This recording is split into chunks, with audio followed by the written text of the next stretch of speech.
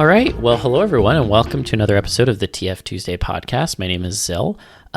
It is wonderful to be coming to you on this wonderful week of mayhem. That's right. Lady Gaga released her Mayhem album on Friday. And if you haven't listened to that album yet, what the fuck are you doing? You should be listening to it right now. It's all I've been listening to for the past 48 hours, and I wouldn't have it any other way. I'm joined by my illustrious co-host, K-Libra. How you doing, K-Libra? I don't think it's funny that you're listening to Lady Gaga a bunch, and I just keep replaying the Shadow Generations soundtrack. That shit is so good. I mean, look, Lady Gaga has a song on her album called The Beast, and it's all about how she wants her partner to beast out, and she really wants to see them change at midnight. Okay. Just saying.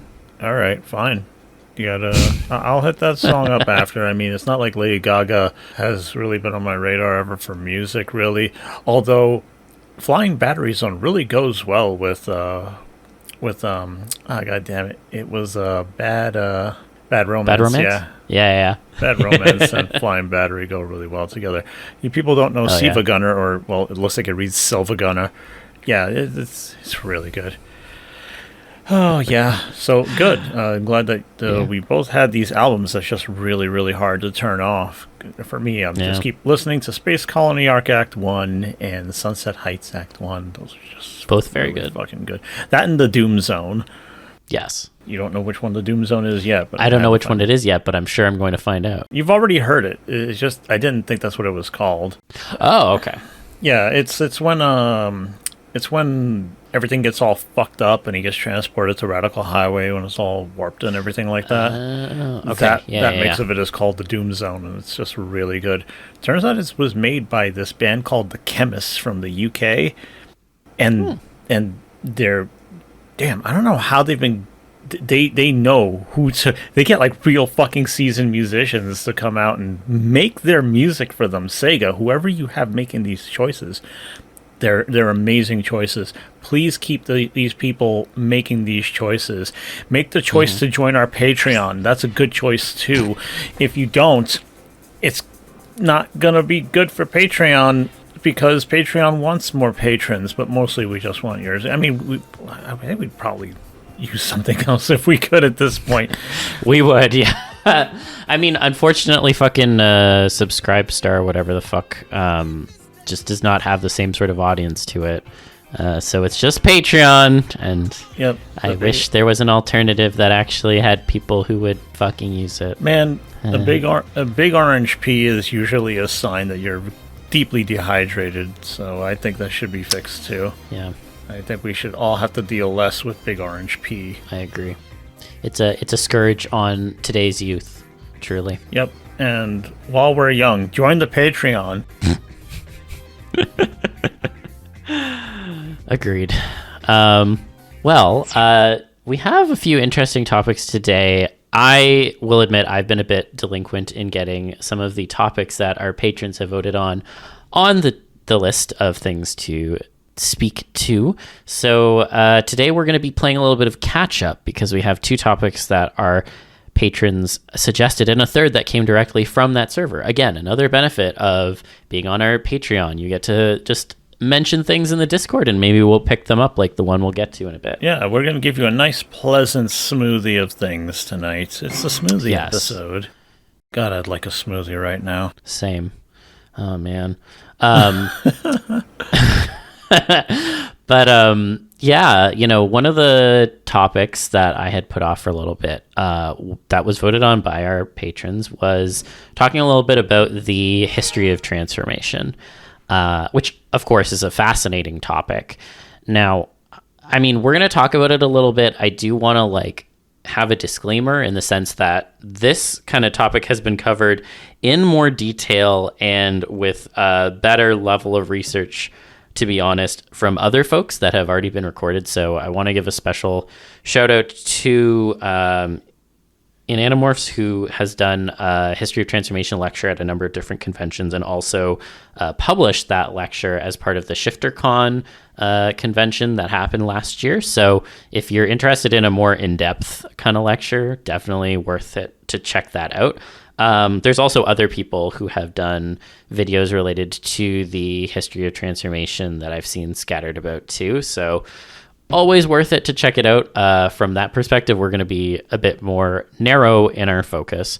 But in particular, what I kind of wanted to talk to was a little bit of how it's come up in mythology kind of at the start of like, you know, our kind of cultural lexicon, so to speak, and discuss a little bit about how prevalent it is just across a variety of different cultures over the years and such. And I think one of the items that a lot of people will obviously kind of start off with is Ovid's Metamorphoses, because I mean, it's literally in the fucking title. It's so easy to just peg as like, hey, this thing. There's so many different like transformations that happen in the Metamorphoses, and like it would be impossible for me to cover like every single one. But you know, one of the things that comes up as part of that sort of collection of stories is the through line is transformation, either of the physical form or of a kind of metatextual perspective, like, you know, either a character is changing over time, you know, growing, etc., or the actual texts are like devolving into like absurdity and things like that. And so transformation is kind of the through line through all of those stories. But, you know, when it comes to some of the things that do end up getting covered in the Metamorphoses, I mean, you get like animal TF, you get inanimate TF, you get like really esoteric ones. They have animals to humans too. They have gender changes as well. They even have like changing the colors of pebbles as part of the story. And that's like the metamorphosis in that one. But it's just very interesting that that was kind of the through line that Ovid kind of picked as part of it. And I mean, a lot of Greek mythology has transformation elements to it as well. I mean, there's a few that I think have just become like so common that like I think everyone knows them, even if we don't necessarily always remember they're related to like Greek mythology. I mean, like the Circe stuff with like all the guys that turn into pigs in the Odyssey, that's like fucking like ground level for most people. I've seen so many pieces in my time depicting the transformation of Actaeon. I probably said that wrong. I'm sorry. The guy who turns into a stag, basically, because he was peeping Artemis. That one comes up all over the place. And, you know, like the whole lexicon or like the etymology of the word lycanthropy comes from Greek mythology because Zeus turned King Lycaon and his kids into wolves. So like this is like pretty basic level and fairly common. I think there are some that are interesting that don't always get mentioned as much. And this is perhaps because they don't have as much like of a basis in like a big change or like being just a more interesting myth. But there was a myth that I appreciated when I found it where Demeter turned this king into a lynx because he was trying to murder her prophet. And his name was Lincus, so that's where the word lynx comes from. But like that was like one that I only found out like much later in life, and I was like, oh, that's pretty cool. I mean, I think he got a pretty good end of the bargain considering some of the other things that people have been turned into by Greek gods. So you know. But also, like, I would think that maybe it's a good deal, but also being a predator means you have to learn to not suck at it, or you're fucking dead. That is true. I think it needs to be realized that the wild is unforgiving and like, oh, you're a predator, you're on top of the food chain. Do you think that everything makes itself just fucking easy to get? No. I guess that is true. Oh man. Yeah, I think there's a lot that could have been investigated in Greek mythology with those kinds of ramifications, but oftentimes the stories just kind of like end afterwards because it's like, well, you already heard the moral, so like why are we going to tell more? Like, that's it. We don't need to get any more. It's just like really kind of a fucking thing that wasn't really related. Of course, like when you're using transformation as a storytelling tool, it can be a lot of things, but one of the easiest things it can do is to just kind of really hammer home whatever kind of metaphor it's trying to do, because it can make anything literal. Yeah, that's true. There's also one other one that I thought was kind of interesting, that actually has gotten referenced in a subtle way in Hades 2. There's a story about playing this. That? I've read some stuff, so that was why I know about this reference. I'm staying in the dark about it. Okay, but go ahead. So the only thing I'll just mention is there's a story in Greek mythology about a woman named Galanthus who like interferes in Hera's plans to like have Hercules born, and so she gets turned into a weasel. And there's a reference to that in the actual Hades 2 with the goddess Hecate. I won't say more than that, but it's the name of a character in there. It's related to that person. So I thought that was kind of cool. Yeah. But yeah, I mean, Greek is like a very easy one to go to just because of its well-documented history. And of course, we have heard many times of like, Medusa, again, very famous one. Also Zeus turning himself into 5 billion things to like fuck women. Again, very, very much something that comes up a lot. Yeah, it's so funny. And it just really, because you brought up Hades, it makes me enjoy his characterization in the game, because he's very like, oh, my boy, oh, you're so well. I'm like, yeah, I can imagine that kind of attitude, just jauntily being like, today I'm going to try it as a goose. Yeah. that aligns pretty closely, honestly. But yeah, I mean, Greek is the easy one. I think like with a lot of transformation in mythology, you oftentimes will see it tied to gods. In particular, like, you have your trickster gods, like, like Loki in Norse mythology and such. And like, it comes up again and again in like Greek mythology with gods doing it to like trick people. I mean, there's a variety of different trickster gods, ranging from like Egyptian to even like, Chinese folklore and such, where that is just something that's integrated in as like if you're going to be going around like pranking people or doing, weird little punked routines, you're probably going to be changing yourself to succeed in doing that. And so it comes up quite a bit. Yeah, you reminded me of something else. The whole carp swimming up the stream to become a dragon. It's a Japanese myth. And for those who haven't already gotten this basic piece of Pokemon trivia, that's really what Magikarp is based on, and that's why the fish turns into a dragon. It's Japanese folklore. Yeah, I think it also, and this makes me also think of a much more detailed video is from Moon Channel, who discussed like a bunch of different cultural aspects of Japan and stuff like that, and there was like it's like another transformational thing. Oh, now it's escaping me. Oh, well, maybe it'll come back. Yeah. I mean, to mention like Japanese culture, I mean, there's a bunch of different good examples. I mean, obviously, kitsune come up as being a very common one. And the nekomata. Most people know about. Yes. And the nekomata. Also tanuki. Yeah, tanuki. Oh, yeah, that was it. There was the apparently, I think it's like a Pan-Asian sort of thing. I gotta look at the video again, but it is a thing where godhood is something that that isn't something that just is. One can attain it and ascend to it. One can capture it. One can earn it somehow. And that's like a really interesting kind of transformation.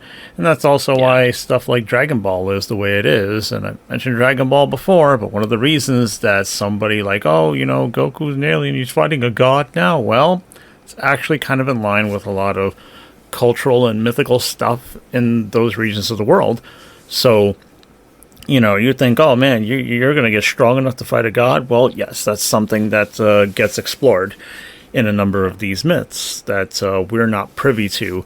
Like when it comes to just, stuff in the West, in throbbing quotations, but anything that's like largely Christian or Catholic or stuff like that, there is no approaching godhood, godliness, divinity. You either have it or you don't, but that's not the same thing with Eastern Asian cultures, if that's even the way I want to classify it. But you know what I mean. Yeah. And I mean, I think like a lot of, like just to touch on the kind of what you were kind of alluding to, like there's a lot of different kinds of like spirits and such as well that aren't like necessarily considered gods, but are often like preternatural creatures who can then like enable themselves to change forms and such, or disguise themselves as humans and have interesting interactions with humans. And none of it necessarily approaches godhood, so to speak, but there's the concept of like, they may be scheming to do something along that lines, and it's only through their interactions with humans that they can potentially attain that. So again, very, very much different from a lot of the Western cultural lexicon. And in particular, I think like the fox spirit is something that comes up in a lot of different Asian cultures. So like we mentioned kitsune, of course, in China, they are often known as the hulijing. They often appear as like, a beautiful young woman. There's actually a really good Love, Death, and Robots episode about the shit, is it ever good? Which people should check out because it's very good. But, both the hulijing and the kitsune can either be good or bad.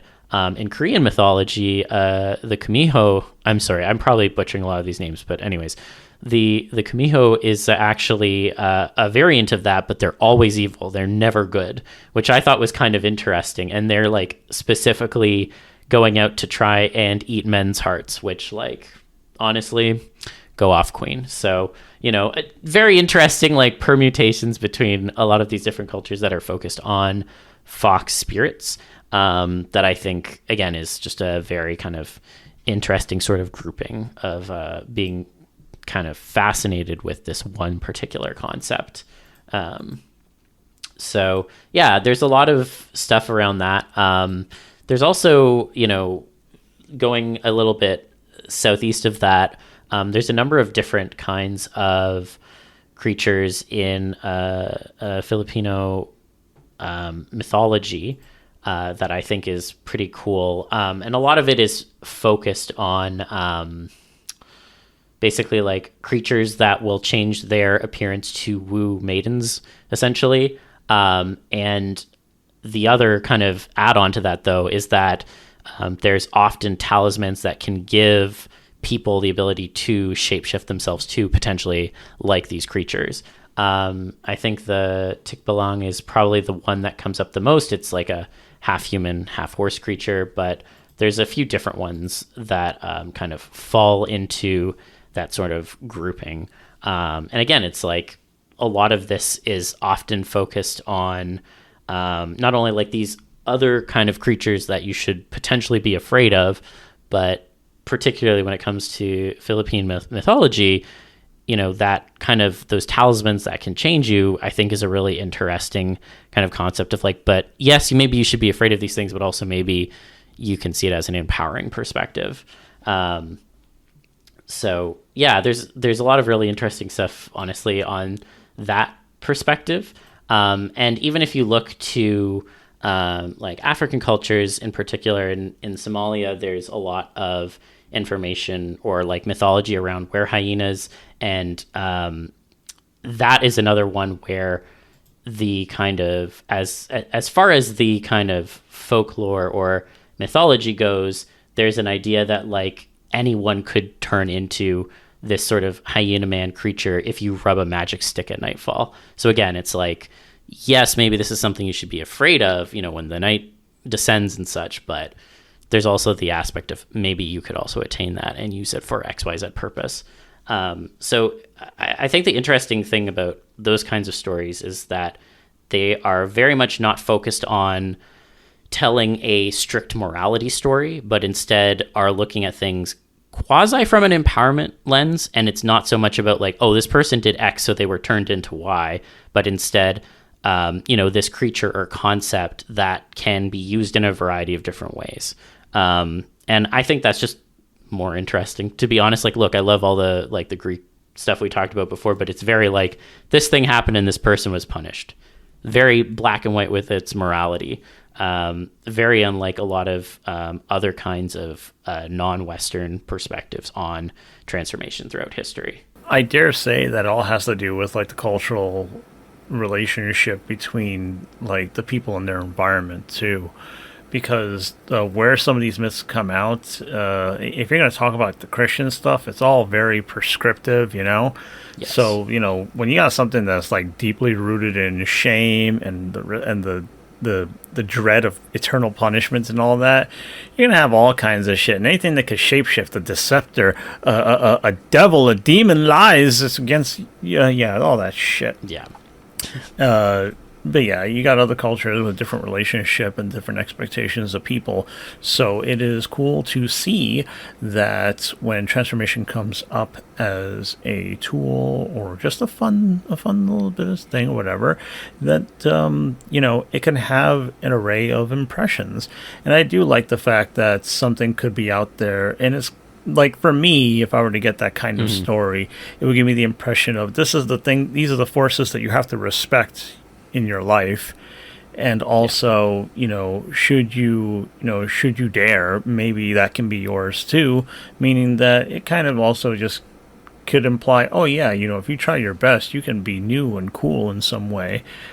And I think it's really cool if you want to like measure up like the tones that a lot of these things have or could have.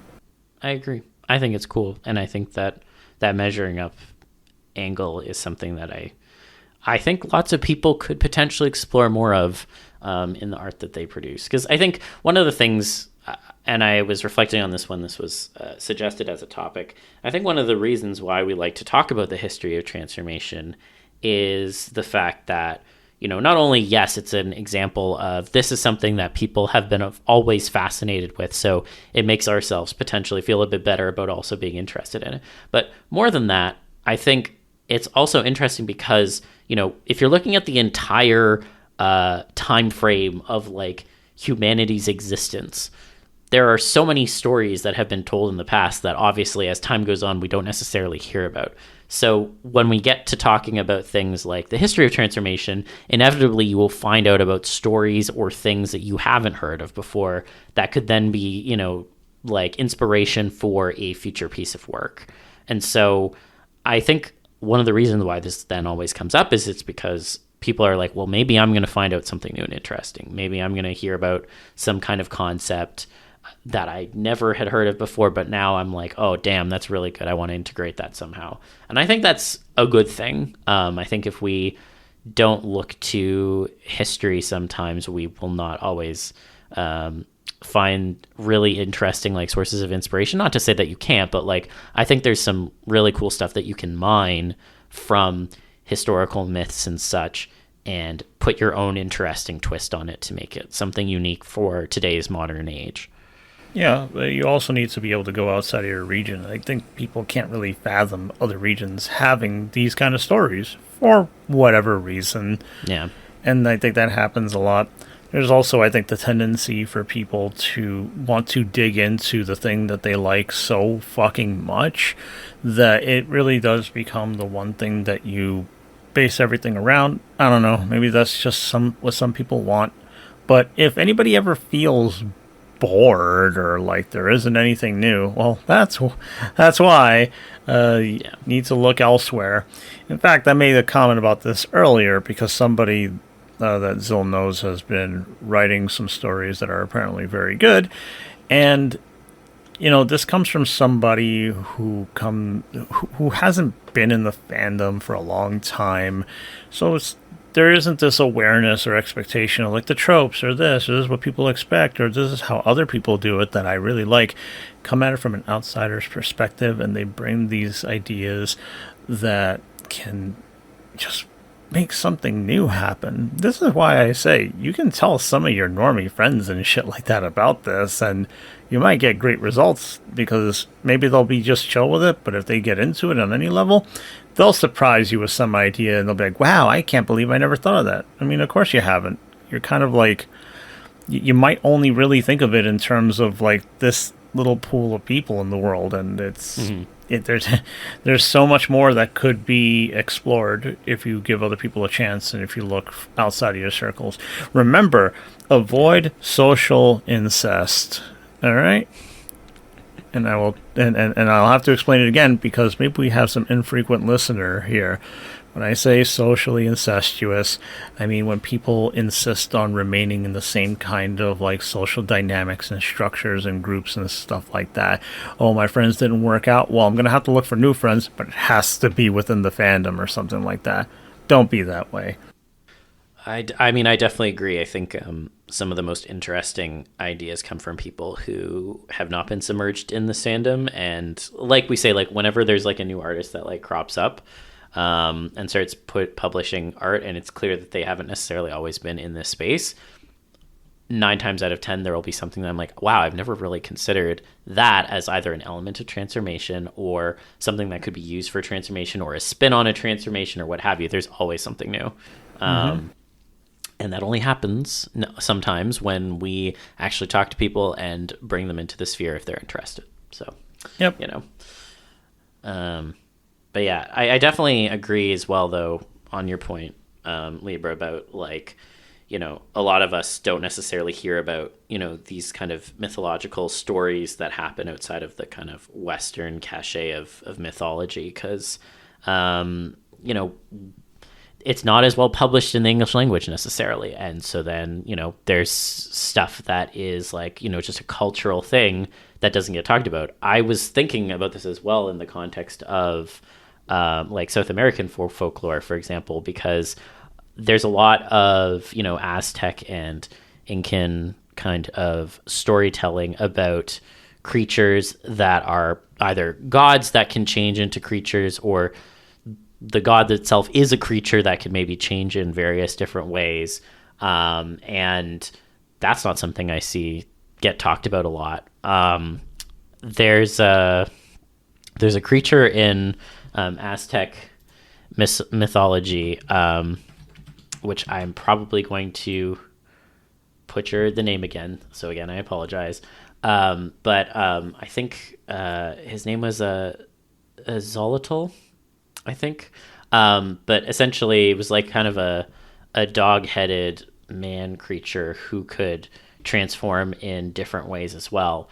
And I remember I did like a photo manip of that at one point, and like I got like almost no reaction from like anyone because it was like, I don't know what this is. And it's like, okay, well, maybe if you educated yourself, there's an incuriousness. There's an incuriousness. I mean, come on, man. Do you know how many people and everybody who listens to this, ask your friends about this too.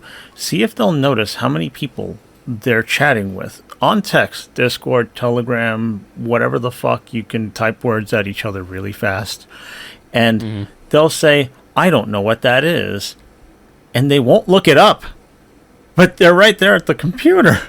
Yeah, you have the Library of Alexandria at your fucking fingertips. Like, come on, fucking use it. You can look up different sources and cross-reference and be like, oh, okay, so I guess it is this thing, even though it sounds a little weird or something. But I guess that's the truth, or that's an accurate representation. So yeah, there's an incuriousness about it. So I guess people may see, and I'm just saying Solotl, but you know, somebody, you know what? I will look up the pronunciation later. That's what I'm going to do.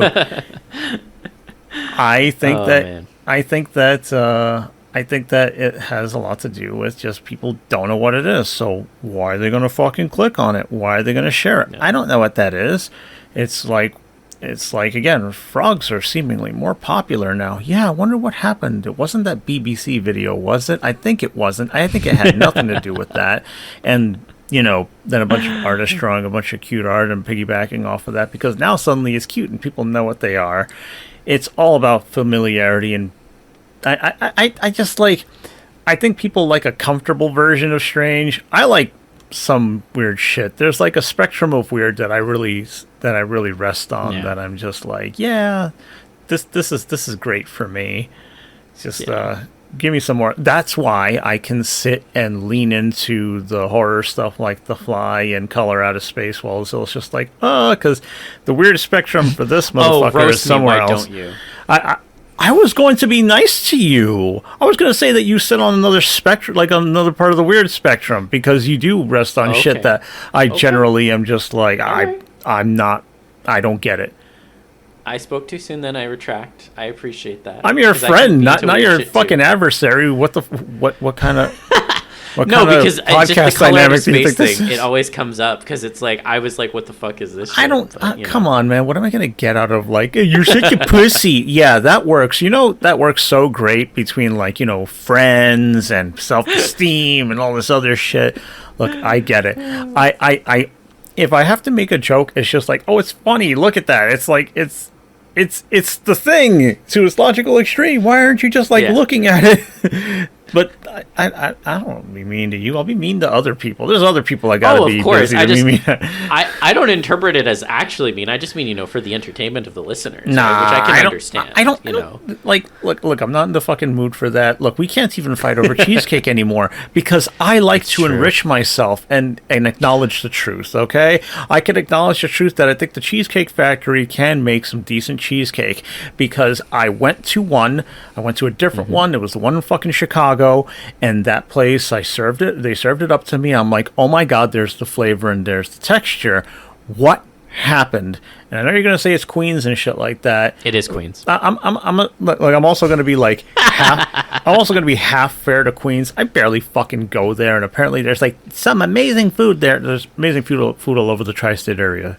Whatever the fuck, dude. But the point is, like, yeah, I thought it was the whole thing, but you know what? It can happen. So yes, Cheesecake Factory is capable of some decent cheesecake. However, if I go to another one that does that to me I am going to give it like a substantial amount of fucking hell. You cannot do this to cheesecake. This is now about cheesecake. But really, why did I start all this? Because I just wanted to say that, yeah, I appreciate just like curiousness. I appreciate people being able to look into things. And I like it when people are willing to put themselves out of their comfort zones to like either experience something or at least take a fucking look. Just take a fucking look, man. I was drawing mecha art last night because I was asked to. Yeah. And you know what? Now I'm just like, ooh, it's got my gears turning. And frankly, you know, like, and I'm going to tie this into what we're talking about. There's a kind of inertia to break.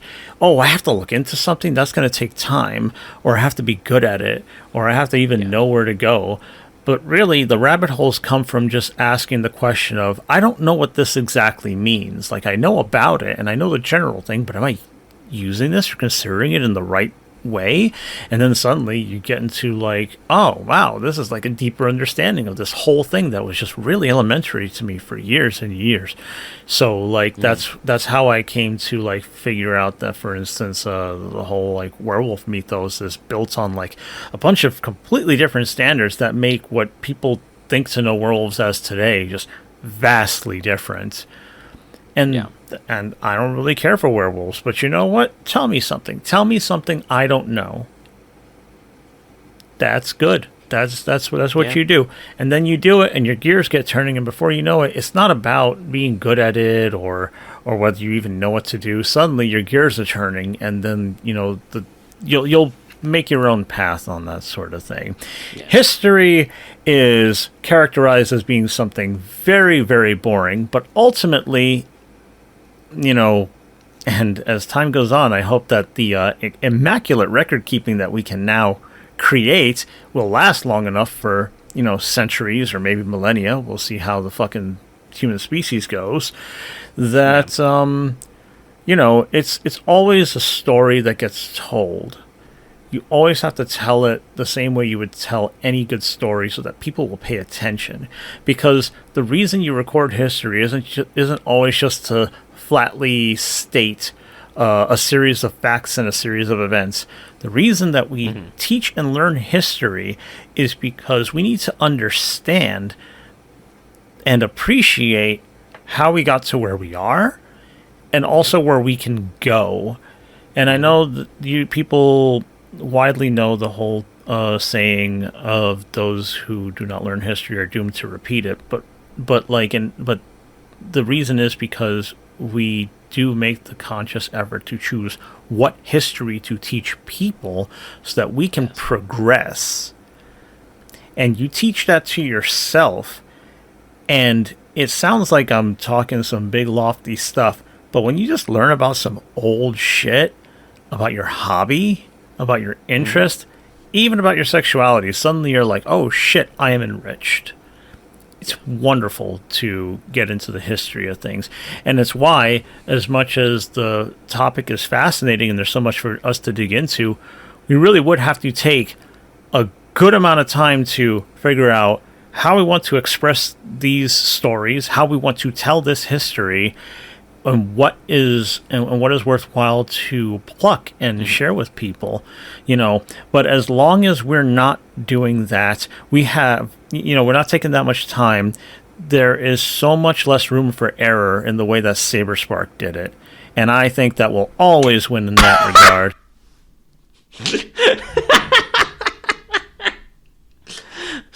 There's a non-zero chance that I'm gonna meet that fucker in like 3 months. You know what, man? I like to think that if he's a good sport and recognizes that any shit that I have talked has everything to do with what came out of that video and not necessarily his entire body of work, then we can get along. I doubt he's seen it. I doubt he's seen it. I will retract nothing about what I've said because I am bitterly disappointed that somebody who has that much of a fucking following and been living off of this did such a poor fucking job and also just made a grating fucking video that leaned into a bunch of shit that he had no business talking about in that time. Yes. But hey, we all grow. We do all grow. And I don't mean that sarcastically, Saberspark. I really do mean it. You don't know me, but I mean it. Anyway, moving on, right? Do we move on? Moving on. Yeah, I think the last thing I was going to say actually ties, I think, a little bit into the next topic. One of the interesting things I found when I was looking up stuff for this video was that in Argentina, there's actually the name of this lake that has a Mapuche word for jaguar as part of it, but that word also can mean someone who turns into like a puma or jaguar through magic themselves. It's Nahuel, I think is how it's pronounced. But this kind of ties in to something we were saying before, which is also relevant to the next topic, in that a lot of times, there's a lot of like mythology and such that we don't necessarily hear much about because it's not necessarily in English and then doesn't enter kind of the cultural lexicon of TF spaces that are very English dominated. But this also extends, I think, to like how we see people be represented in transformation art in general. And it's something we've kind of talked about before, but one of the Patreon topics that kind of won our polling was to talk a little bit about actually the representation of people of color in transformation media, because, particularly when it comes to a lot of like community generated art, obviously, a lot of it is like just stuff that's being commissioned or people who are drawing it, who are drawing people who are visually similar to themselves. But I think it's very fair to say that the vast majority of transformation art that gets made in the community is of white people. And that kind of has run into some interesting questions over time. Well, give me some of those questions, actually, because in terms of intersectionality, this is something that doesn't come up enough?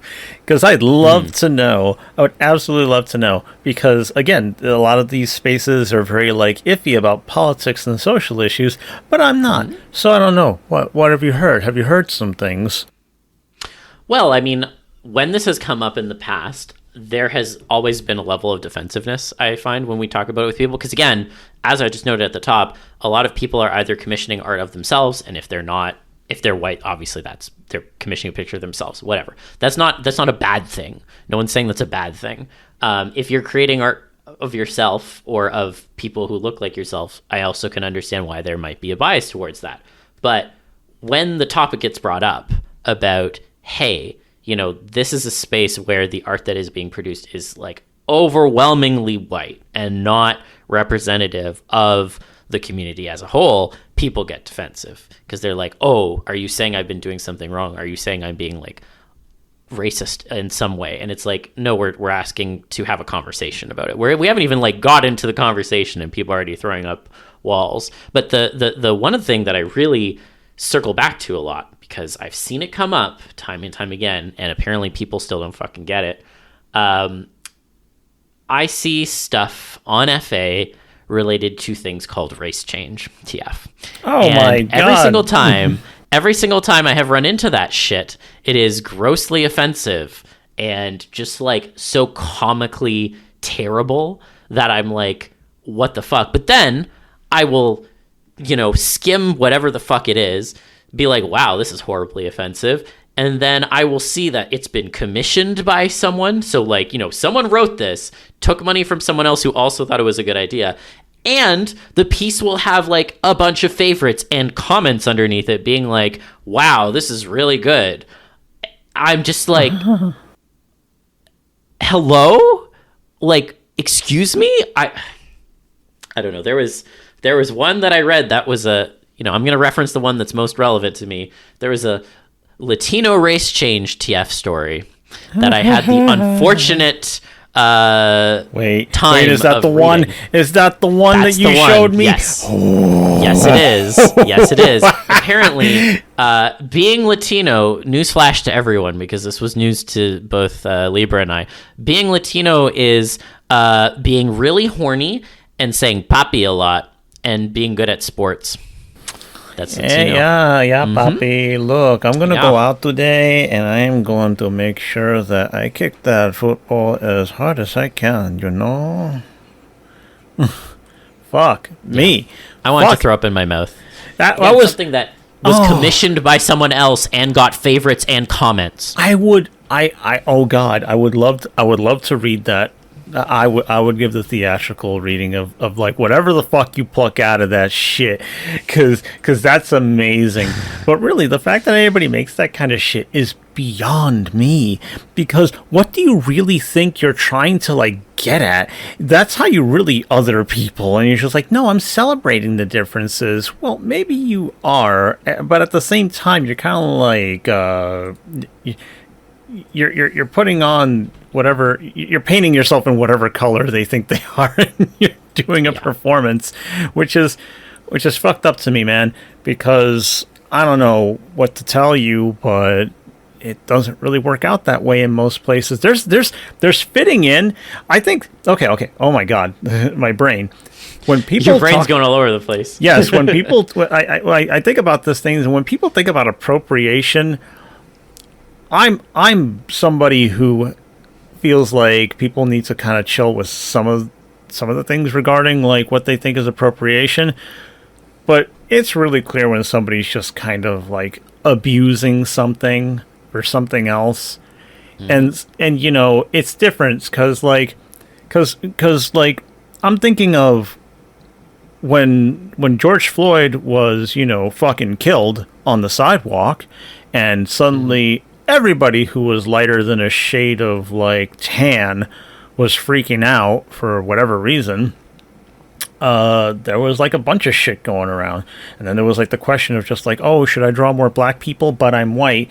I don't know, man. You want to draw a black character? Learn how to draw your black characters and draw some black characters if you want to fucking do it.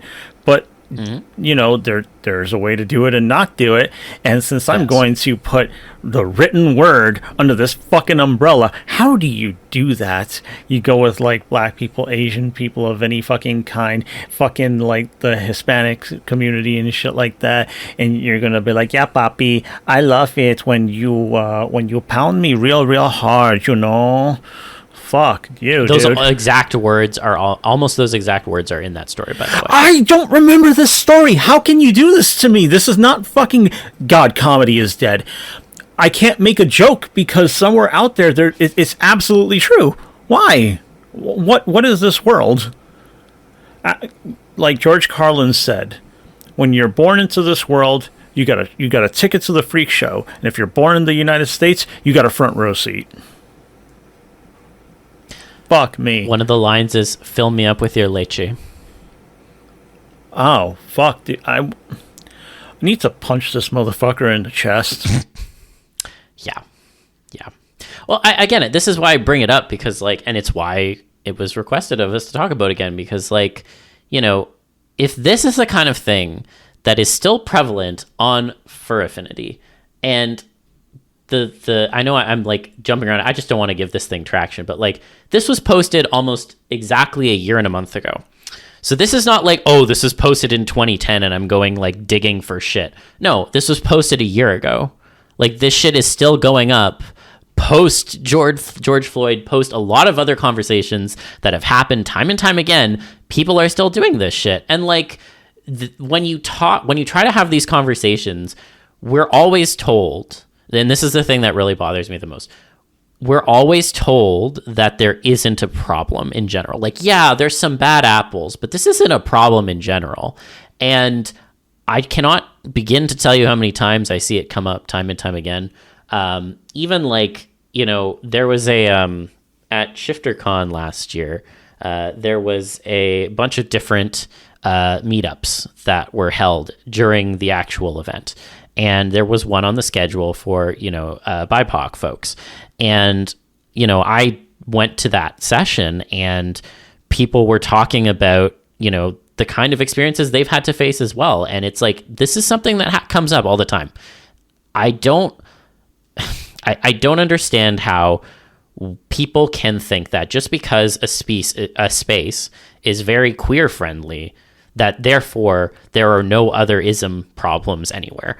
That is not the case. These issues are systemic. They are not independent of other factors. They come up in almost every single space in the broad sphere of culture. And so you can't just say, just because our space is generally, and again, this is also just generally because there's some homophobic and transphobic fucks in the TF community as well. We've seen it happen time and time again. So sexist. Well, that's the thing. Like, we have all these isms in the community too. You cannot tell me you can't tell me they're not there. Right. Yeah. And that's why these things come up, like, and again, I point it out because it's like, especially when we're talking about artists who can create characters of any kind, not just art of themselves. Like, there is a problem where I don't see a lot of characters who are just not white from a lot of different creators. And, let me be clear. There are very good artists out there who are doing it, and I appreciate it. I always note it when I do see it.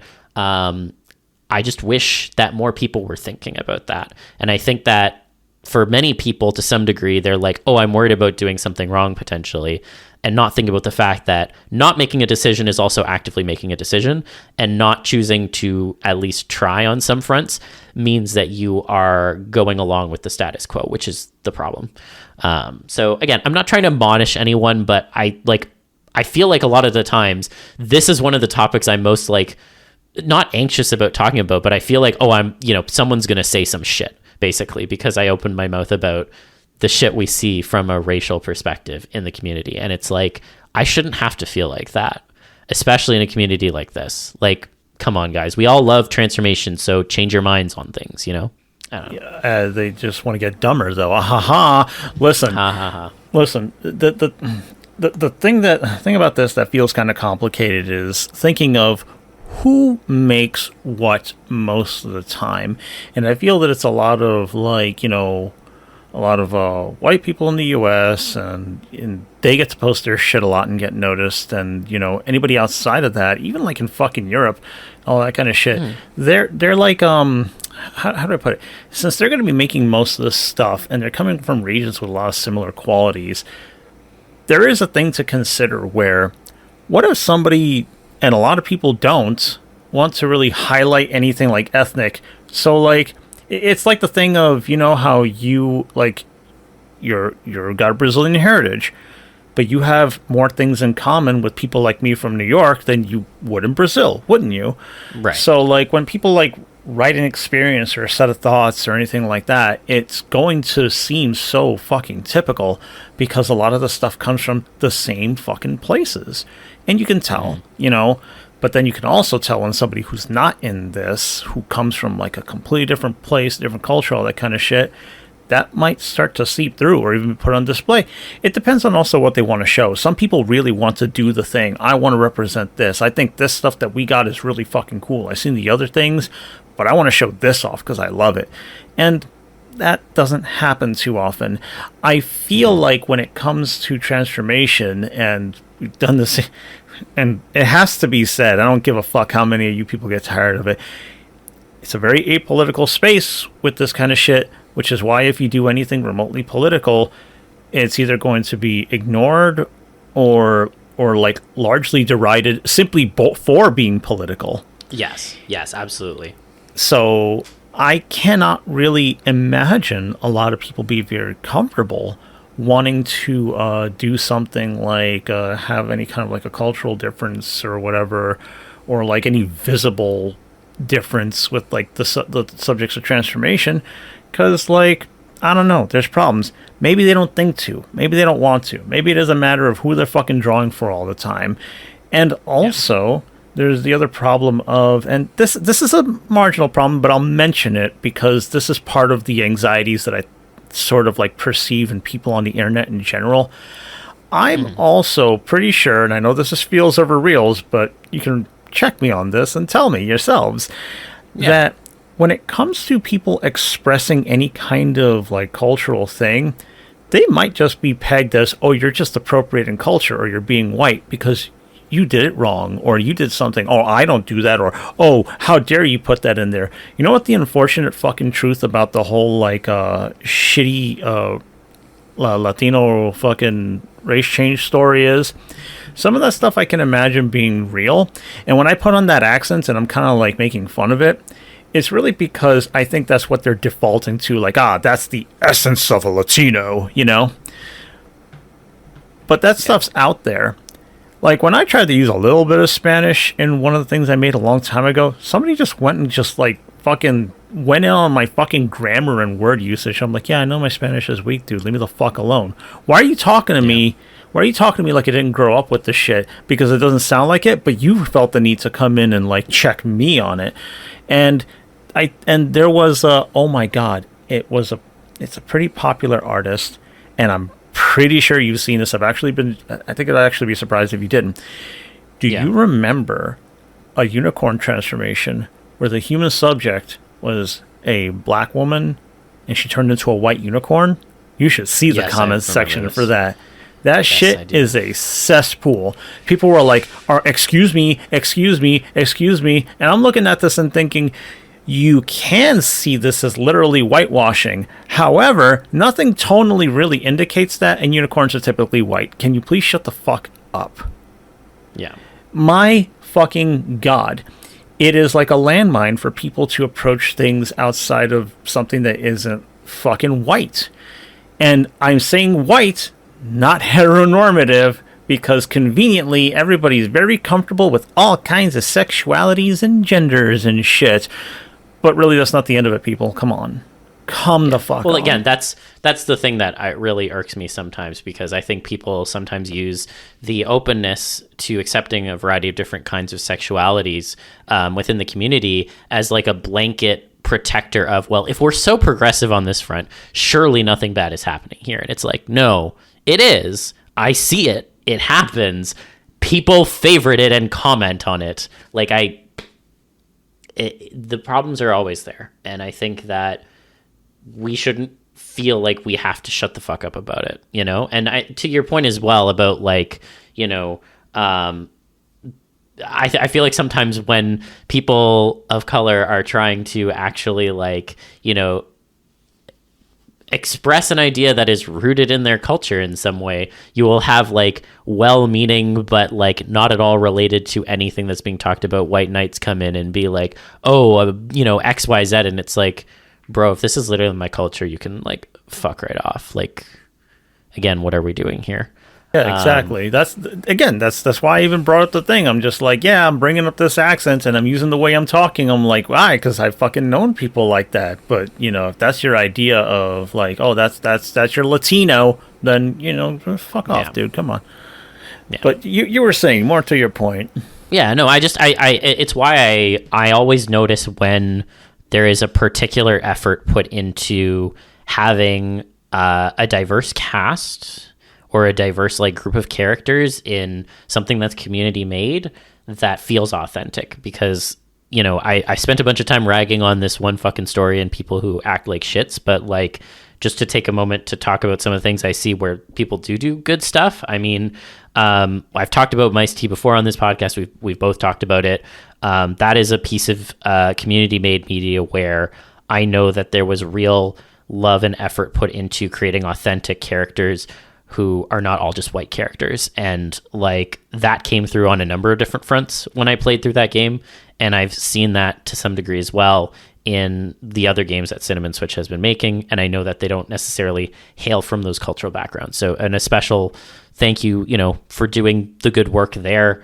I know that the IODM project that Duck, friend of the podcast, has been working on, has put a particular focus on making a diverse cast as well. I was asked to do some sensitivity reading for that. Again, really impressed with the work that's gone into like actually trying to make something authentic there. You know, there's a variety of other like even just like art book projects or you know, other things where people are trying to make casts and characters that are diverse and authentic. I've seen it come up more than a few times, and it's deeply appreciated when I do get to see that, because that is ideally what should be happening. And obviously it's not a perfect world. People are also just going to make maybe stuff again about themselves or whatever. There's nothing wrong with that. But if you are going to step a toe out into the broader world of culture building, lore building, what have you, I think it's incumbent upon us to be considering those angles, and it shouldn't feel like a chore or potentially a minefield, but we all have our own things to contribute to try and make it a more comfortable space where A, people can actually create authentically in it, and B, people of color can actually create without being harassed. So, you know. There's also something that I'd like to, I think it has to be said. Look, you don't necessarily have to be somebody who's from the thing to make the thing or have it included, okay? Just, you know, depending on how deep you want to go in it, put in the appropriate amount of work. That's it. It doesn't have to be that fucking delicate. It doesn't even have to be that detailed. If you want to just draw somebody that looks different today because you think that's just something you'd like to see, yeah, go for it. You know, try to get it right. But, you know, use fucking references and shit like that. But yeah, that's really it. Again, I understand that a lot of this stuff comes from largely certain parts of the fucking more developed world, the wealthier countries and shit like that. So that's what we get. And besides, you know, North America in general is suffering a lot, and I think that it's a very popular thing for people who would like to get away from shit most of the time or really indulge. I don't want to get into the escapism thing too much. I'll just say that, hey, man, you know, it's okay to make some stuff that isn't quite like you. And if you're worried about doing it wrong, then just use your best judgment. That's it. Just use your best judgment. I think it is easy. I think it is very easy to not fuck up. The only thing that I think the thing that is most likely to happen, and even this wouldn't happen too often, would be that somebody would come along and say, "Oh, that's racist," or something like that. But I'm sorry, that just happens. That just happens. That just happens. Just because you're on the left side of politics has nothing to do with you being a good person or even a smart person. So just do some shit, man. Even like you have to loosen up a little bit about art. Just a little bit. Just a little bit. Use your best judgment, but you can. Yeah. Yeah. Un poquito. Was that okay for you, Papi? Was that all right for you? I don't think that was enough leche in the ass. God, that's so disgusting. I know. That creates such a disgusting visual. I know. Why are you... Oh, God. Oh, God. I just... urge to kill rising. Yeah. Well, let's move on to something lighter now, because there was one other topic I did want to talk about that came up, and it was actually came up because of a meme that was shared in our Discord server, and it was related to the concept of mass transformations.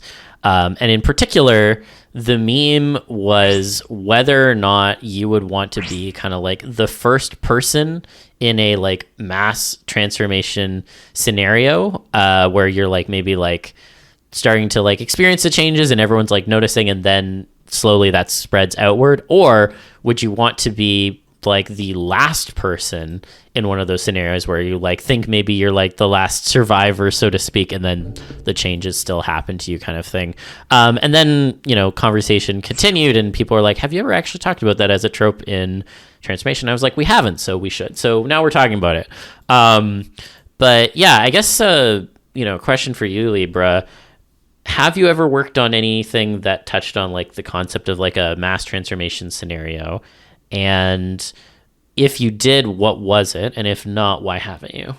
I have not. The reason I haven't is because, one, I do think of transformation, again, as like a very intimate experience, so it's going to feature like one or just like a couple of people or something like that most of the time. I like it to be that kind of focus. The other thing is I don't really have any...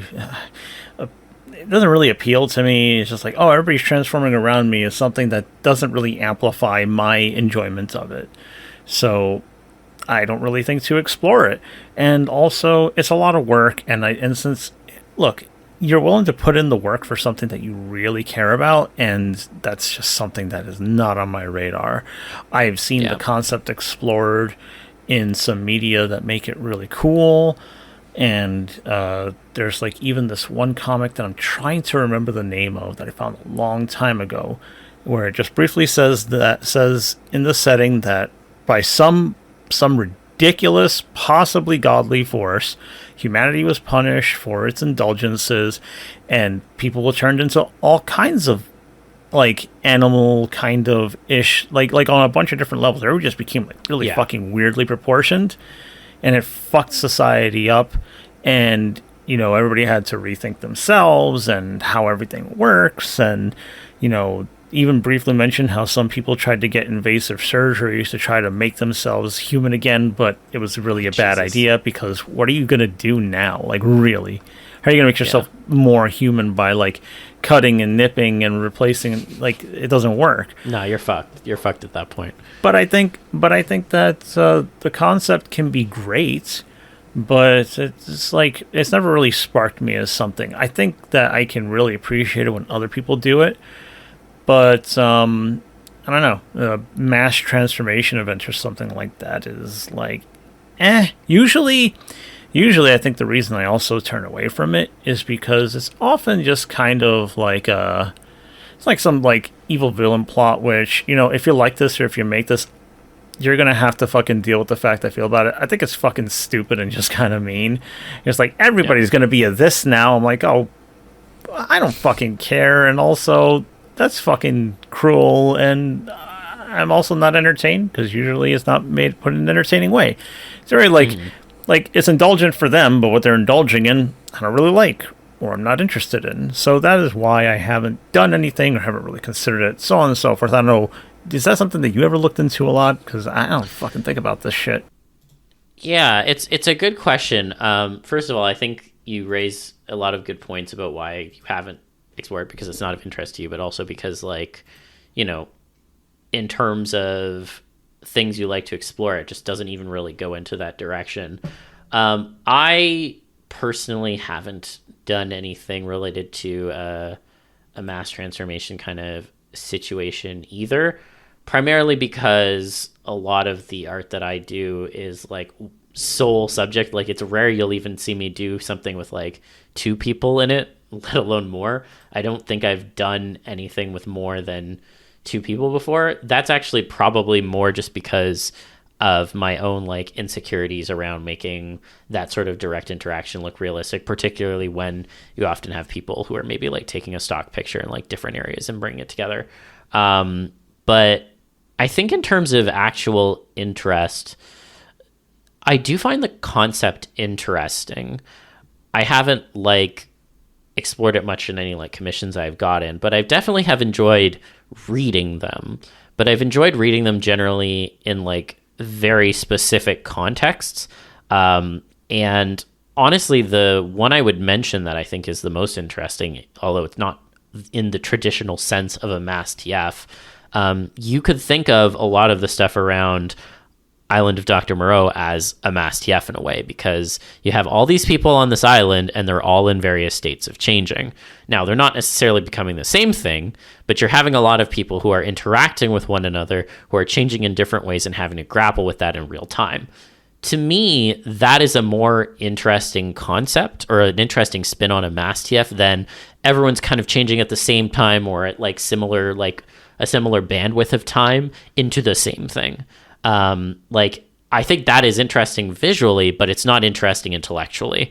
And so when I think about a mass TF, where a scenario where some people are changing into different things is always going to be more interesting to me, because then you can have a bunch of unique interactions. And in particular, I think when it's spread out over a very long period of time, then you also can get that sort of like Island of Dr. Moreau, you know, people interacting at different stages of the change, where maybe you're seeing, oh, this is something I'm going to look forward to, or, you know, be dreading experiencing, because someone else is experiencing a similar kind on a different axis and I'm much further back or something. Like, there's something interesting to be mined from an intellectual perspective, particularly when it comes to the written word. I think I think that mass TF, if you want to make it interesting, it probably is going to be most satisfying, at least from my perspective, if it's in a written medium, because visually speaking, yes, it's still interesting.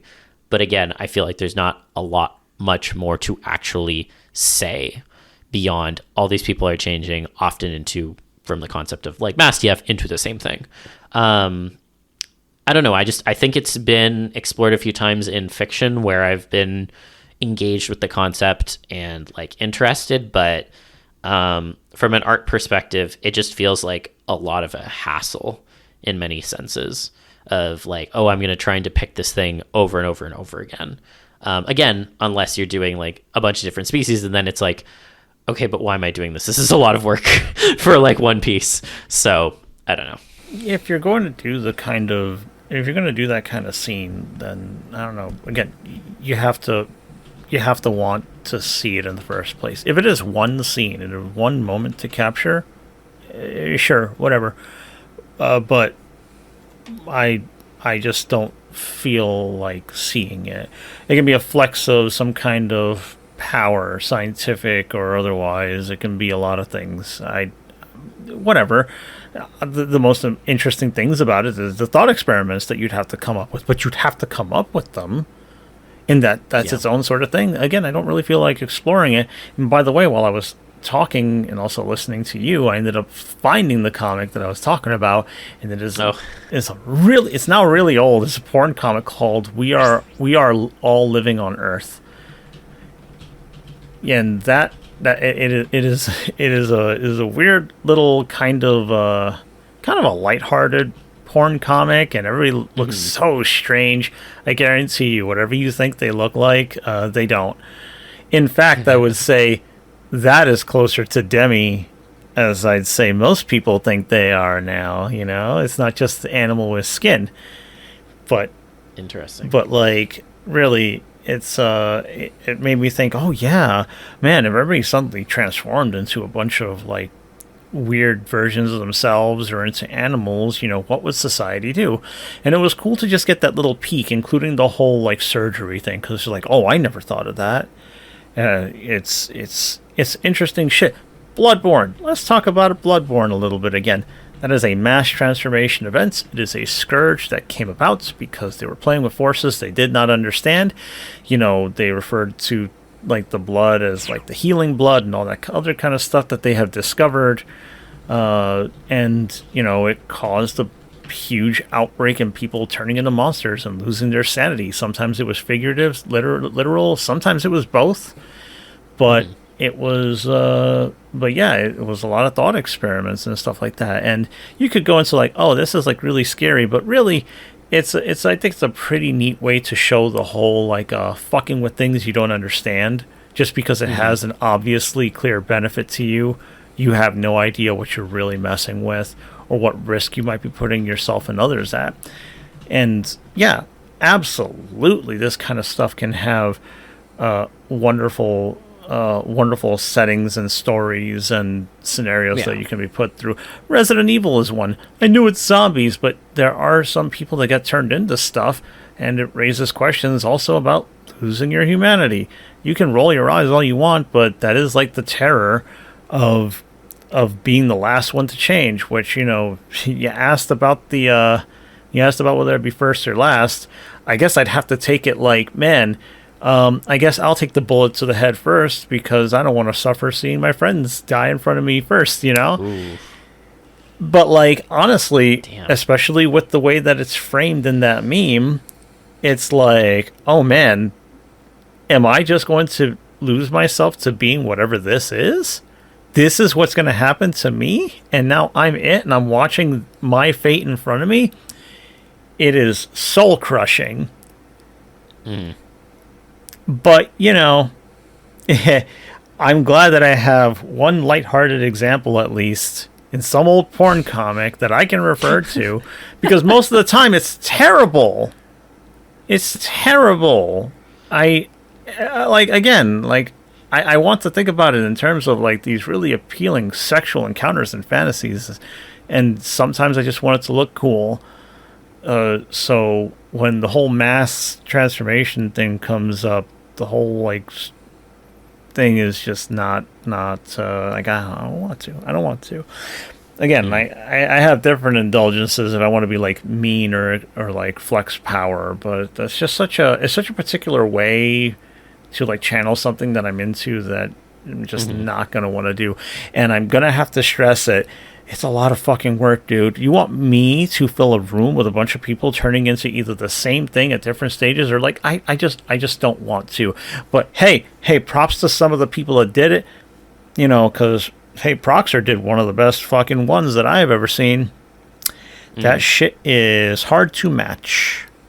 Yeah, it is. So just remember that it's out there, and there's going to be the few people who are going to make those scenarios look really cool. When there's a room full of people getting all fucked up with something. Here's your Berserk reference for today. For some reason, all I could think of was when a ballroom was full of nobles, and these nobles got accosted by these horrible monsters. I don't remember if they were people. No, I don't think they were. But anyway, I just think of like all these things like swarming, and it's just like, oh, we're fucked. But then, Guts always shows up just in time to make it awesome. He's never not great to have on the page. Read Berserk. I was going to say, just to like add one other tidbit from a more positive angle. I guess to some degree, the comic that, oh my God, sorry, brain fart. The comic that Cobalt K made, UTC, is in some ways a mass transformation sort of story. But that one's interesting because not everyone is becoming the same thing, and everyone's in different stages of their changes, and you're exploring things as they're going on. So that kind of leans into what I was saying before. The other thing I was going to say is that one way in which I have seen it done in a more playful and wholesome way that can actually be kind of cool, in my opinion, is when it's like a mass transformation of a bunch of people who are intending to become said thing and will like enjoy their time and then will go back to being humans or whatever. There is this comic that I saw once. I think it was a bunch of people who went to a dog park. I know Hornbuckle drew it, but it was a bunch of people who went to like a dog park to like turn into dogs, have like some fun, and then turn back and go about their lives. I think that's a good example of like, you can use it as a lighthearted way. It doesn't have to be like terrible or anything. And hey, maybe that one you do want to be the first or last because you get to see different visuals or whatever. But yeah, I think it really just comes down to a level of effort on the part of the artist, which can be quite prohibitive, and B, how are you using this from an intellectual perspective? Because it can be interesting. It can also be kind of lazy. And it's up to whoever is making it to make that call. So, and if you're going to make it sexually gratifying, be honest about it. Be honest, and if you have social commentary to make, back it the fuck up, asshole. Actually, I was thinking of another comic that had, I don't know if it had like maybe like 2 in the series or something. Do you remember an artist that went by Chitensha? No. Oh, that was from way back in the day when I was very, very fresh into this whole thing. And that artist had made like, I think 1 or 2 comics. There was at least one, okay? And it had to do with like some kind of gas getting out. There were a bunch of characters. They were also changing into a bunch of different things and ended up fucking and all that kind of stuff. But that was just a bunch of people turning into a bunch of different stuff. But they also were kind of like dealing with their unique things, you know? Yeah. There was a little bit of comedy, a little bit of like, oh no, what am I supposed to do right now because of this and that or whatever. And it had some good points that even now when I look back at it is actually like kind of nice, or at least interesting. So there's that. That one isn't just like purely like sadistic or fucked up or questionable in some uncomfortable, like, well, maybe one of those things. Point is, it wasn't too bad.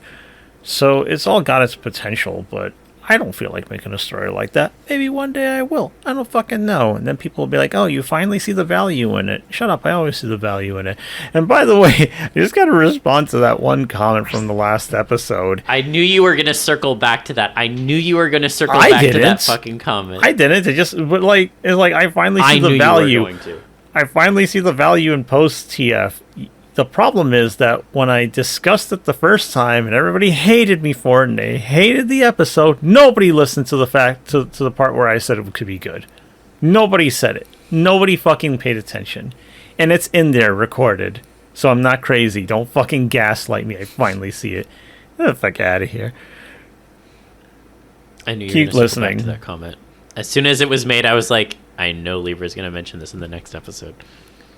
I mean, come on, man. Everybody gave me so much shit. Everybody gave so much shit for that fucking episode. And you did actually say it could be fun. I do remember you saying that too. So and I went to back you up there. I went to some pretty fucking decent detail as to how it could be fun. And I started off with like, oh man, you know, but get the fuck out of here, man. You actually didn't listen to like the other half of what I said. You tuned the fuck out.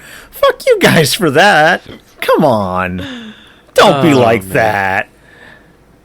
But like mass TF scenario has potential. I see the value in it. God damn. You can quote Libra on that. We do have some audience questions that I wanted to make sure we had time to get to. And the first question is from Professor Scritch. And the question is, has your interest in TF waxed and waned over time? If so, what do you think caused that? Can you ever imagine losing interest in TF, or do you think you'll still be TF obsessed at 90 years old living in an assisted living facility? I have to say that it has waxed and waned in little periods because, yeah, I just get tired of this shit. I get tired of this shit because the places that I end up finding it the most are the same places. It's a lot of the same shit, a lot of the same tropes, a lot of the same stuff that really takes off. It's both personal on it's personal on the front of how it makes me feel about my own stuff sometimes, which, has improved a lot over the years. But also I'm just kind of like, but there's nothing new for me here. Mm-hmm. Sometimes I'm sitting there being like, man, there's nothing good on. That's how I feel. And it can make me just want to step the fuck away, which I think is generally good to do. Because then I can come in with some kind of renewed interest. Is it going to stick with me for the rest of my life? Yeah, probably. I mean, I'm still really into a number of things that, because I have the capability to dig into it more and also supply it, then I'm going to stick with it. I don't really see the reason to get out of it. However, what I would like to do is push myself to do the things that I say I want to do, which are farther from this. Maybe I could fit it in because, as much as I make porn of it, just remember, I do think that it is something that's really fucking cool visually. So I can still include it in something else, but I just want to be able to do other things. I think it would just be good to do. How interesting can you possibly make the concept of transformation when you keep at the same narrow focus? Even if, fuck, man, you have to branch out. I think you do yourself a disservice when you don't. Yeah. No, I would agree there, honestly. And I think like on that front, I think to a lesser degree, I mean, like I've always been interested in transformation. I don't think my interest has waxed and waned, but my creativity has. And I think that's basically the similar axis to what you're describing, in that like sometimes we as creators need to be immersing ourselves in other things so that we can come back to stuff. I think about this a lot, just given some of the more like recent creative stuff that has been going on with me. Particularly like I've been reading books in general again, and writing creatively and these are things that I haven't done for like a decade. Like I mean a decade when I say a decade. So like sometimes you need to take break from doing certain creative activities or endeavors, and then with time it will come back to you, because what's actually going on is probably you got creatively burnt out. And that's happened to some degree with like my art output as well. But I don't think I've ever like had a dip in like the interest in the transformation stuff. It's just sometimes I've been creatively tapped, and I think that that's kind of similar to what you're describing. It's just like a slightly different flavor. But I don't know. I probably will always be obsessed with this stuff because like, I mean, a lot of my social life is like embedded to some degree with like TF stuff at this point. And also, like one of the first things I do when I wake up in the morning is like, I check the FA submissions. Like, it's just like, it's fucking like automatic muscle memory kind of thing. So yeah, I'll probably be 90 and still be doing that shit. And that's cool, I think. Yeah, I think that's cool. I think that's great too, because if there's anything that I have learned and continue to fucking learn, that whatever, it's just fucking true. Science that shit up so that somebody else can make me look even more right. The whole like discard childish things notion is grossly overstated. There's a lot of shit you don't have to stop doing just because you're older, okay? Yeah. There's a lot of shit that you don't have to stop doing. And like, why should I be too old for it? Why should I be somebody who has to discard it? But I will give you, but again, just to help people understand, and I just want to include this as like in addition to my answer, a PS, if you will. Mm-hmm. What it is about transformation that I love doesn't often intersect with other things that hold me in awe. Concepts, visuals, the stuff that I deeply appreciate can include it, but not in the ways that a lot of people here are really looking for, I feel. Mm-hmm. I think maybe if I were able to show them, if I could make the thing I want and start to share it, tell the story I want to tell, maybe you'll all, not all, but maybe you'll all fucking find some value in it, and then be like, oh, this story has some TF in it, which you'll probably do that, but it's not the kind of thing that really holds the deepest parts of like fascination with life and living and even possibility sometimes. Like, I know transformation devoid of possibility, but it's not that it's devoid of it. I just this is why it's waned at times, where I'm just like, man, this doesn't have it. This doesn't have it on its own. I need to get the fuck out of here. So that is why it wanes. Yeah. Sometimes you need that space to find the outside perspectives that new people come in and then have interesting ideas about. Sometimes you need to remove yourself to have exactly that experience. That too.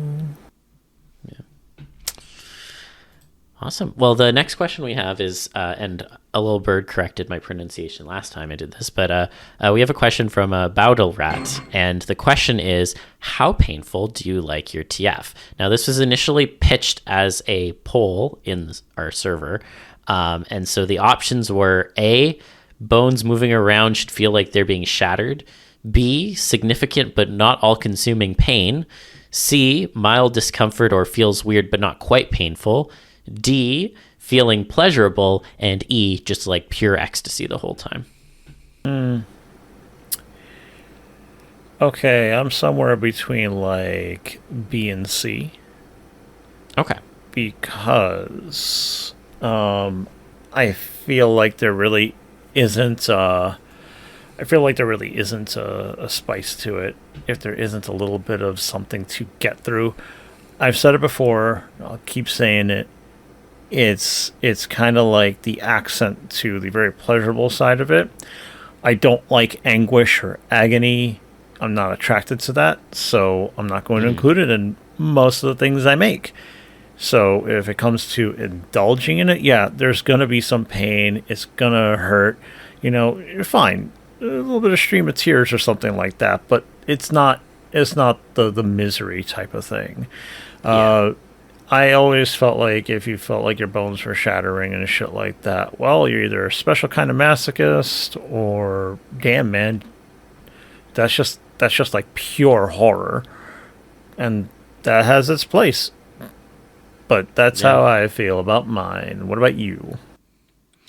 Yeah, I think it depends on if I'm reading it in fiction happening to someone else, or like visually seeing it happening to someone else, or if it's like about me, because I feel like I have different preferences on that front.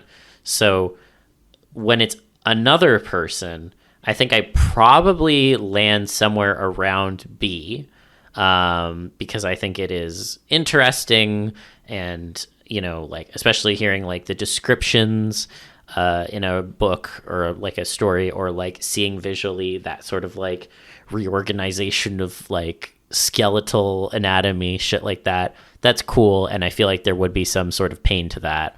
So like, B basically. But if it's about me, or if it's like something that I would want to happen to me, it's probably either C or E depending on my mood. Because like I don't want to like, I don't have a huge pain tolerance. And so I think C is probably the most I could actually deal with. So that's probably why I top out at the C. And then there are definitely some transformations where I would want it to be just E, basically, even if that's like the most unrealistic. And I think I associate the E situations most with the things that are the most illogical, if that makes sense. Like I associate the ecstasy stuff with like the inanimate stuff. And I'm sure that says some deep psychological stuff about me, but regardless, I tend to find that when it comes to like inanimate stuff, I would much rather it be an E, because it's so like incomprehensible in any other way. Like the pain would be so like unimaginable. Whereas like when it comes to like, an animalistic transformation or something like that, or like a monster or whatever, like C, mostly because I feel like that's the most I could actually like tolerate as a person. So yeah, but hey, as far as I'm concerned, there really isn't there isn't that much of a difference between the tone that E and A can give me. Ecstasy and agony, I'm not going to get into the whole philosophical pain is pleasure type of thing. Yeah. But as a tone to hit for something like transformation when you put it in fiction, yeah, whenever somebody is completely ecstatic about their changes, depending on what it is, that is fucking scary shit. There's like plenty of stories where it's just like join us, be like us type of shit, and yeah, you make really scary scenarios with that. I think it's a little scarier when it's something that's framed as pure ecstasy, because if you insert this appeal that somebody else tries to give to you, and maybe it seems like it very clearly from somebody who isn't, I guess you could say, tainted by something so saccharine, you end up being, scared out of your fucking mind, and that can be pretty cool. I think that a story that does it, that kind of represents it in the way I sort of like it, that I can think of easily, is Claymore. Claymore has these people that mimic humans, they change back and forth, and they hunt and eat humans, all that kind of stuff. Thing is that the only people who are said to be able to deal with these monsters are ones that have the flesh of those kind of monsters infused into them. Okay. Just running the setting real quick. Thing is that every single one of them seems to have a kind of time limit, where eventually that monstrous side of them will overtake them, and they will crave the human flesh and just kind of lose themselves to it. So every one of these warriors has a ticking clock on their duty and their right to live, believe it or not. So there are a few that, the question is like, well, what happens when they do get to change? Well, you get to see that. And one of the first that you get to see change, you're watching the transformation of the scene is drawn out pretty nicely. Like, it's a pretty nice sequence of changes, but the way that the word choice that the characters were given, where they're just like, they seem to be kind of losing their minds, and you could swear they hate it or that they should hate it, but they don't, because they're looking increasingly terrifying. I mean, not to me most of the time, but they're looking increasingly terrifying. And I will say that even though it doesn't scare me, I'm like, oh, you look lethal as fuck. So that scares me. Like, I know you're a fucking sociopath. You're a hunter of my flesh and not of that kind. And I'm fucking dead. So, but yeah, they just. There is such like a sexual undertone to it, and it really is shown to be this sort of like their body is kind of like in agony, but God, do they fucking want more? So you can't really tell after a little while, and that is the kind of thing that I really love to skirt, because then I'm just like, yeah, beastly indulgence type shit. Claymore could have been good. Beastly indulgence. Yeah. And for anybody wondering if you should also read Claymore, you give it a try. I couldn't finish the story. Maybe one day I will. That shit pissed me off. But this is not the Claymore podcast. This is the TFTuesday podcast. And also this is the Cheesecake podcast. Whenever I fucking feel like making the Cheesecake podcast. What's the next question? Unless you want to say more on this. No, I'm good. The last question we have is from Bolus, and so the question is, most relationships would probably be able to survive an Anthro TF, but most people would unfortunately pass on relationships with tours due to the difficulty involved, be it travel, living space, sleeping, etc. What do you think is the limit for TFs that would still leave relationships intact? So like, at what point do you think, like, if you turned into X group of thing, now it's like the relationship would not be able to persevere, basically? So this is the would you love me if I was a worm question, as I joked earlier. I mean, I would certainly try. I think a lot of it comes down to the ability to communicate. I'll get really extreme. Like, what if somebody turned into a fucking roach that I love, okay? Well, I mean, if they could do something like run around on a pad of letters in a sequence to spell out messages to me consistently, and I know they're in there somehow, don't worry about how fucking brains work or capacity or whatever. Yeah. If that was the case, I'll be like, I am going to learn to care about this roach. Yeah. If they're gone, if the identity is dead, then I have choices to make. Am I able to keep this creature? Am I able to keep this creature well? And what's that going to do to me psychologically and emotionally? Because clearly I would be reminding myself of the person that I had lost a long time ago. So that is where the question, that's like what the question really boils down to is, can I speak to you? Do I know you are there? If you are, I'm going to try. I think a lot of people would react in that way too, to be honest. There was a book that was recommended to me that I read part of. I didn't read the whole thing, but the premise of the book was that someone was... They were basically using transformation as like a terminal illness metaphor. And so basically this person was diagnosed with becoming a shark, which sounds hilarious, but it was very much not being treated like something hilarious, because it's like, yeah, you're going to turn into a shark and you're not going to remember, who you were before, et cetera, et cetera. And so it ended up being very much like on the axis of like, how do you like grieve someone going away kind of thing. But like, I mention it because even like from the bits I read, like they were still trying to like make the relationship work, and like they clearly cared about this other person, even though they knew that like they weren't necessarily going to remember who they were before and stuff. And I think that's the natural reaction for a lot of people, because this was clearly a writer who wasn't necessarily like a TF person or something. But like, I think for most people, that's where they would fall on the axis. It's like, I'm going to try and make this work. And if at the end of the day you don't, like, you're not there anymore or whatever, then I will have to make my peace with that. But up until that point where I know the person's gone, if I actually care about this person, it doesn't matter what the fuck is going on. Like, I'm going to try and make it work. So, I don't know. I feel like most people would give exactly like the kind of response that you said. And I think there's like evidence of that. And I feel like I would fall on a very similar axis too. Because, yeah, like, you care about this person. It doesn't matter what the fuck they became, right? So...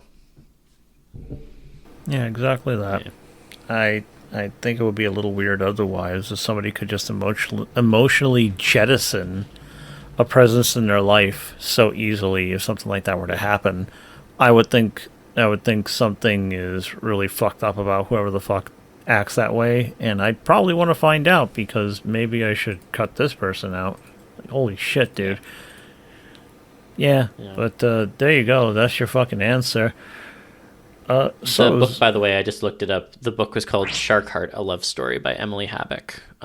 And what I read was very good. I didn't read the whole book, though. So anyway, sorry. Yeah, I think that's pretty good. That would make me think of, again, here we are. We started with the subject of transformation in history and how it was used in a bunch of different ways to give a bunch of different lessons, morals, perspectives, just plain fucking fun.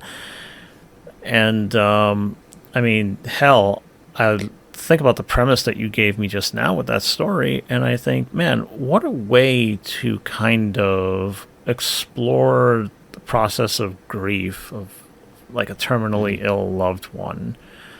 That's a hell of a thing to do, and that's the funny thing. Even if you think, oh man, this is ridiculous, right? Like, you're turning into a shark. This is stupid. This is no fucking way. Well, there's stage 1 denial. Yeah. It's great. Transformation is a wonderful concept, tool, trope. It is many things, not just one fucking thing. Yes. It is many things, and it can enrich many kinds of stories and messages. Just open your mind and all that kind of shit, right? Open your heart and it'll be all right. And open your wallets by going to our Patreon and pledging, because we can always use the help. Mm-hmm. Always use the help, man. Come, like we do this weekly. Actually weekly. For many, many, many months. Weekly. I've yet to see anyone else manage to do that.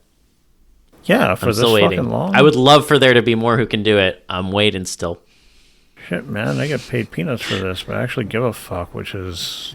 Yeah, man, I care enough about this because I just want to see how long we can go on and, what we could possibly build this up to.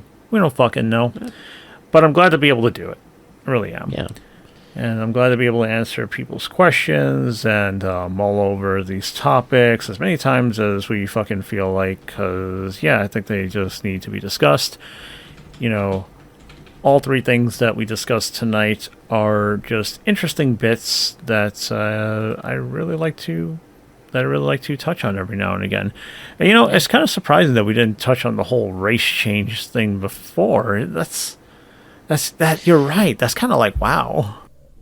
It's because I'll say it again. Like, I've talked about like representation within transformation before. Actually, the first episode of season 2 was talking a lot about mixed race stuff with Corvolf. And I think we touched on it again in another episode from like a representation perspective. But you're right. We've never talked about race change TF because I think to some degree I'm like, I don't want to deal with the shit that'll probably come from us talking about it. And now, well, guess what? I'm too tired. I don't give a shit about like whatever the fuck I'm going to hear back about it. So here we are. You can't speak for our experiences. Oh my God. Look, either we have enough in common that we should all be treated as, you know, like fucking equals, or stop trying to make your own fucking camp, man. Look, yep. I don't want to play Oppression Olympics, and I don't want to pretend anything, this and that. Can we all just admit to ourselves that we're in the same fucking boat? Some of us have it harder than others. But also, for the ones that don't have it quite as hard, don't be a fucking piece of shit either. Come on.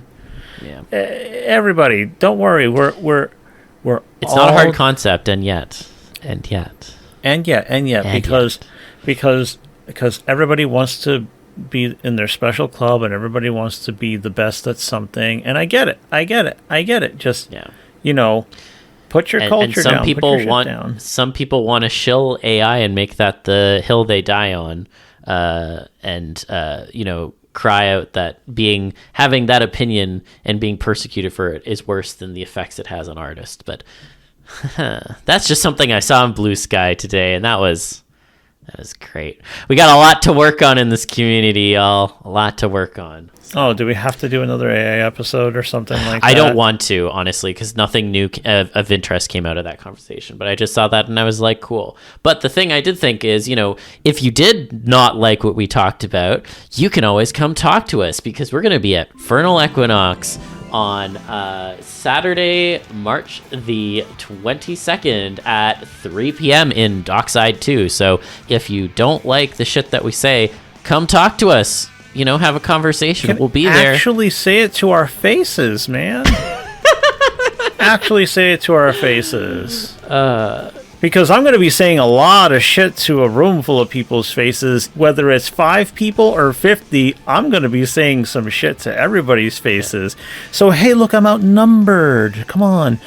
No, really, though. Well, come on, man. It's very nice that we've been given a very prime speaking spot for that live episode. So a big thank you to Fernal for giving us that slot. I'm really looking forward to it, genuinely. And I hope we have a good turnout, because last time we were at the same time as the dance comp, so a lot of people couldn't come. But this time, we're in a prime location in the middle of the day, so I hope everyone's able to come out and listen to us talk, because it was a lot of fun last year. So yeah, it definitely was, and I've actually been really looking forward to these live recordings. I don't really know how much I'll be able to do in the future. I would love to do more. Traveling can be fun, but I just find myself enjoying talking to rooms full of people. Yeah, I like it. So yeah, just come on over, listen to us, and yeah, half jokingly, if you don't like what we said, yeah, just come and tell us to our fucking faces. We'll see where that goes. Maybe you'll actually get me to see your point. But also, I stand by what I say. So, yeah. Anything else that maybe is on your mind tonight? No, that's pretty much everything, honestly. Brashilepo. No, actually, that's pretty much everything I had. Buenas noches. Buenas noches. Your name's Lepo Apelis. It is. And this show is about love. It's about making love. And it's come to the point where you have to just come every single day. And I'll do it with any type of person. Even people that are like spooky to me and things like that. So this is people who are very sick. So this is a show about that. Thank you.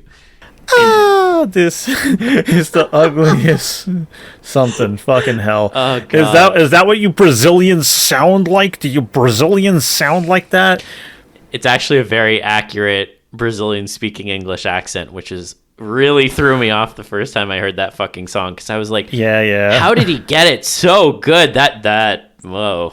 Yeah, see, look, he's a white guy acting like a Brazilian guy, and I have sat there and put that song on for people from Brazil, straight up from the country, still got an accent, still know the language, and they're just like, wow, how did he do that? See, you can do that. You can be like, you can do shit.